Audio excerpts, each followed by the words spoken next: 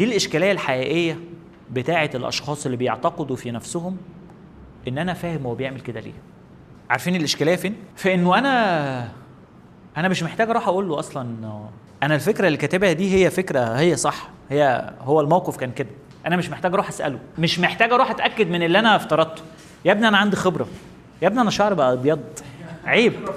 عيب، أنا فهمان دارس بره وجوه. دي الإشكالية الحقيقية بتاعة الأشخاص اللي بيعتقدوا في نفسهم إن أنا فاهم هو بيعمل كده ليه. أصل هو مش أول مرة يكرره. العلم بيقول إيه بقى؟ إن في كل مرة قرر ده كان في كل مرة في أسباب مختلفة. عشان كده بقول لك إنه من أجمل حاجة الكورس ده بيعلمها لك إنك هتبدأ تروح لبني آدم، لكل بني آدم بتتعامل معاه في حياتك وكأنك أول مرة تشوفه، مع إنك أنت بتشوفه كل يوم.